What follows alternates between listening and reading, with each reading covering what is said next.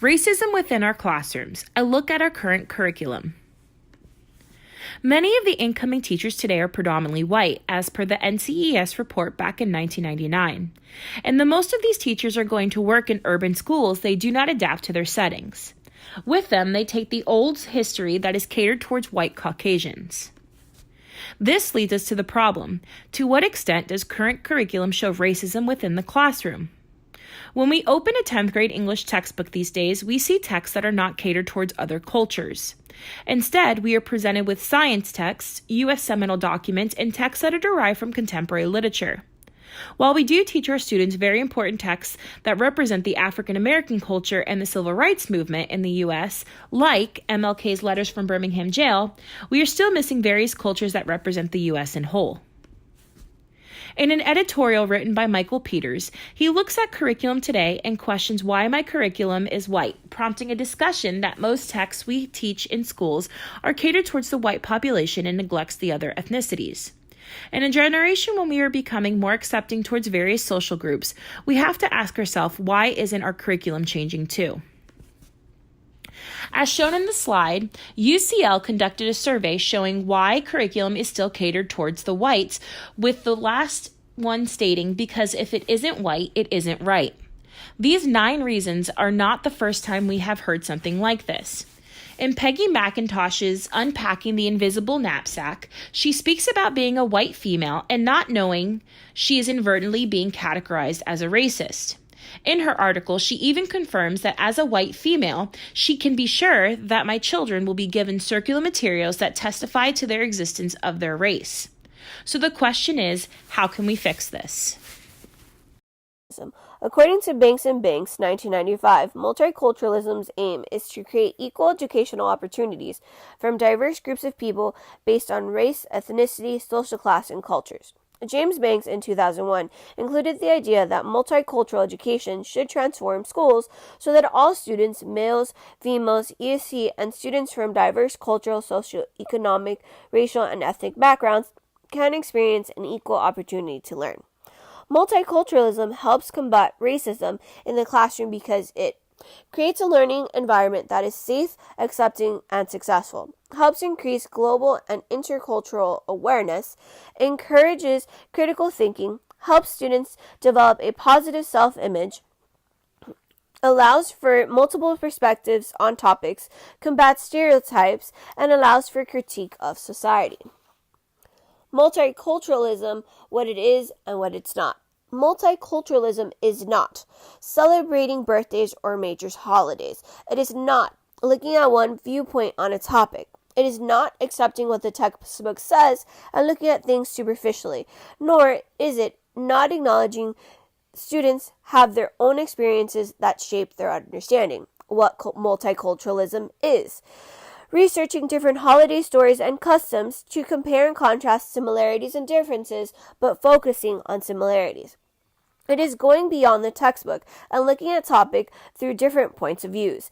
It is connecting topics with student experiences. Issues that exist today with multiculturalism. First, the curriculum. The curriculum usually has one point of view on the subject and does not allow for a lot of exploration on different points of views, and at times looks at issues or topics superficially. Next, student interest. Research has shown that students learn and retain more when they connect with what is being taught. At the moment, because their curriculum is so focused/limiting, many students do not engage with what is being taught because they do not learn about people like them or things that interest them.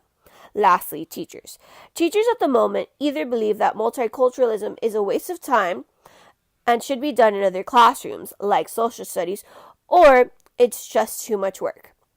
Teachers, being human, also have something called implicit bias, which are subconscious ideas that exist within us that we can associate with our students. These implicit biases need to be admitted, examined, and fought through if teachers are going to attempt a multicultural education in their classroom. How to make the curriculum multicultural.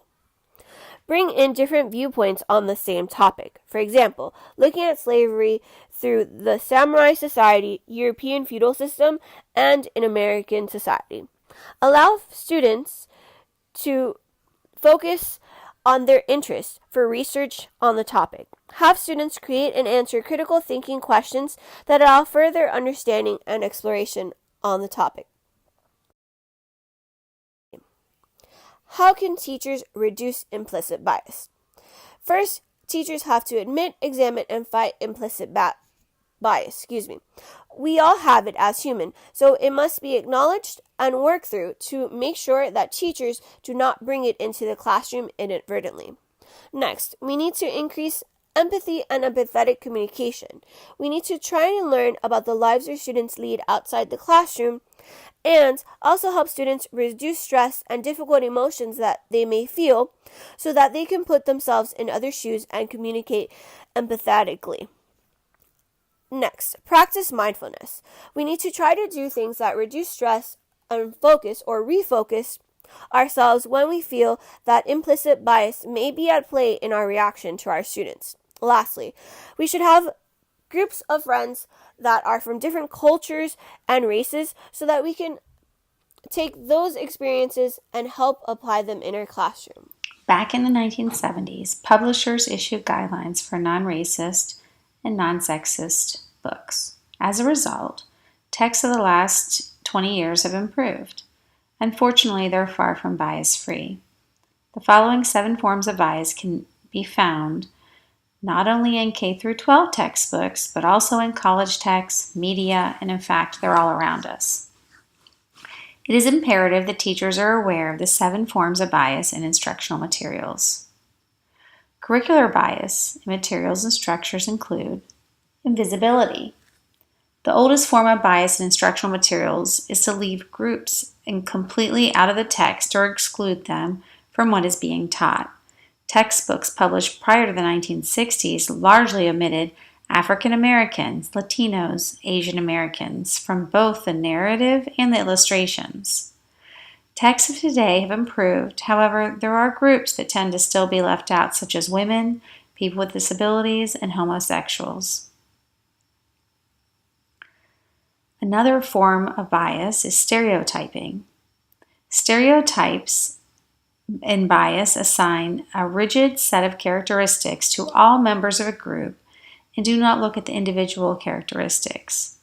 While stereotypes can be positive, they are more often negative. Some typical stereotypes include all Arabs are terrorists, all blondes are stupid, Mexicans come to the United States illegally.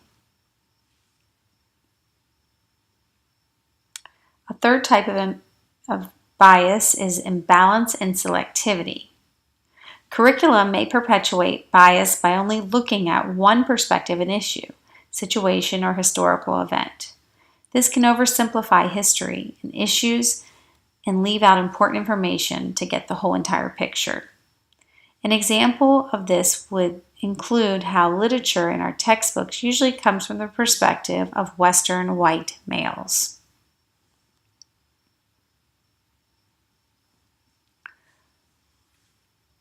Another bias is unreality. Instructional materials many times just skip unpleasant facts and events in our history. By ignoring prejudice, racism, discrimination, exploitation, oppression, and sexism, we deny students the information they need to recognize, understand, and perhaps someday conquer societal problems. One example of this is because of affirmative action programs, people of color and women now enjoy economic and political equality with white males.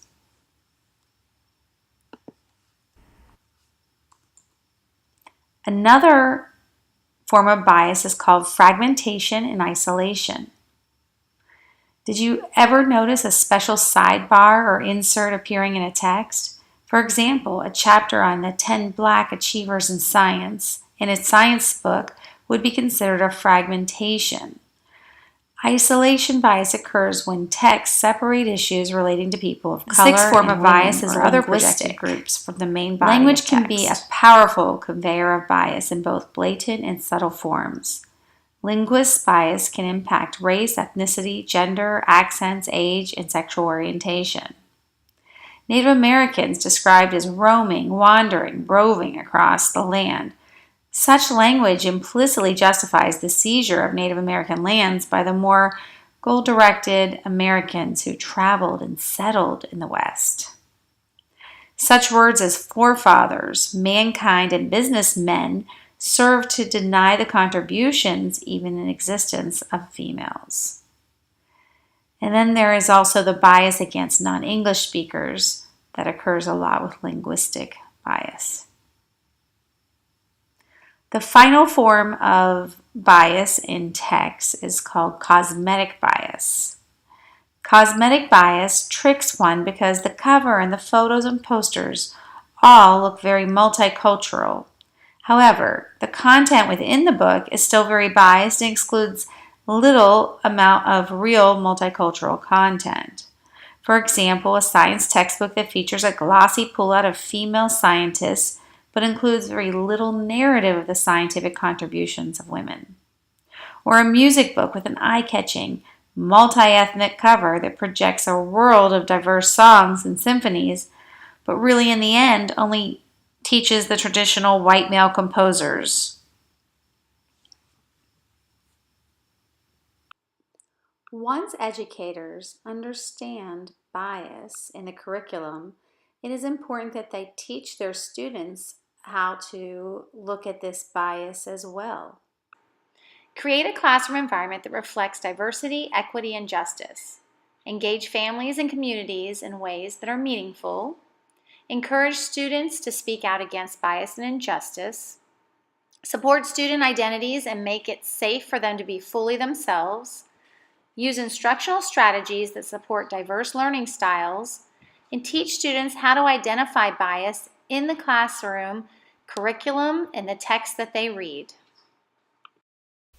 Children's literature teaches children about who is important, who matters, and who is visible. Consequently, carefully choosing quality children's books is an indispensable educational and child-rearing task. The most difficult task in creating an anti-bias library for your classroom is knowing where to start. According to our research, the balance of books matters most during the selection process. All books should represent people who are real and distinctive without stereotyping or tokenism. Locate books that show groups who are often unseen. It is a vital component that the authors and illustrators of every book should demonstrate expert knowledge of the culture and the story, either as members of that group or because of real experience and study. For accurate, authentic diversity with anti-bias values, a library or classroom must provide a combination of books that reflects the children, families, and communities of the program. Additional titles should depict diversity in the USA and in the world as children get older.